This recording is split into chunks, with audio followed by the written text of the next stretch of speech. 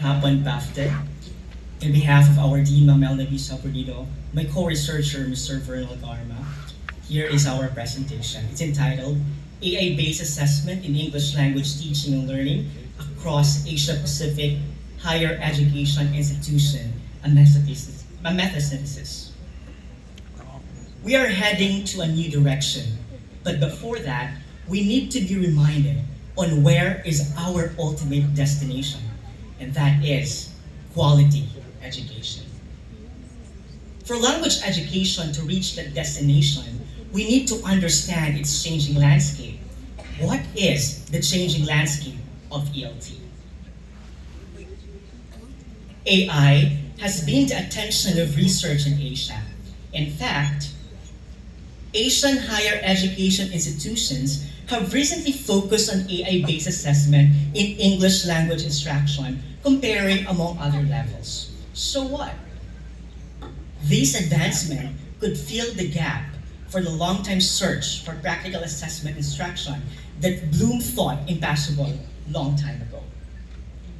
Now, a meta-synthesis exploring Asian teachers and students' experiences on what is ELT in terms of shaping today is crucial for the future of ELT. Can these changes and experiences bring ELT to a new direction? Well, understanding these questions and objectives might be able to answer that. First, this meta-synthesis delves into the qualitative research landscape surrounding integrating AI-based assessment tools and ELT within the Asia-Pacific higher education institution, specifically aims to analyze and synthesize findings from the existing qualitative studies to gain an understanding of, number one, the AI tools used in assessing English language. Number two, the macro skills targeted by the AI tools. Number three, the experiences of the stakeholders, such as students and teachers towards AI-based assessment. This study analyzed previous research using AI for assessment and ELT at the universities and colleges in the Asia-Pacific region. It followed PRISMA 2020. For the finding of relevant research papers, the researchers searched several academic databases like Google Scholar, Crossref, Elsevier, OpenAlex, and Semantic Scholar. These search covered papers published between 2019 to April 2024. The following inclusion criteria were applied ensured the focus and the relevance of the meta-synthesis. External evaluators used the Critical Appraisal Skills Program checklist, or also known as CASP, for qualitative studies to evaluate the rigor and the trustworthiness of the studies included. The data analysis is used 6-steps process by Braun and Clark in 2006, and Suri's framework for conducting systematic review was followed for ethical considerations. At first, 1,982 AI-related studies were found, extracted from different databases. After removing 89 duplicate studies and 1,768 reports that didn't meet the initial criteria, only 45 reports were left for screening and thorough evaluation. Out of those 45, 2 studies couldn't be accessed and 30 didn't meet the required criteria. In the end, only 13 studies qualified for the meta-synthesis, and here are the findings. Several AI tools have been used specifically for teaching and assessing English language speaking skills. The focus are the following: conversation practice, pronunciation, and fluency checker, such as like Cookie Chatbots, AI Replica, Small Talk to Me, and Elsa. In terms for writing, we categorize them into 3: translation tools, editing tools, and text generation tools. Most of the studies about AI focus more on productive skills and less on receptive skills. Now, the included studies accounted for the teachers' and students' experiences of using AI assessment tools in higher education, particularly in Asia-Pacific institutions, has 4 themes, namely AI-driven changes in the landscape. Second, AI's influence on learners' behavior and assessment performance.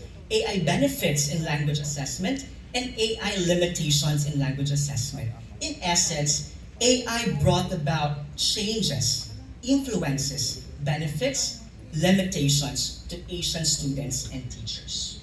To begin with, let's begin with the changes. These changes are on the language assessment practices. Students' attitude towards learning shifted because of AI tools. This affected their approach to managing their time, staying motivated, and maintaining academic integrity. On the other hand, teachers experienced both enthusiasm and discomfort in using AI-based assessment tools in their classes.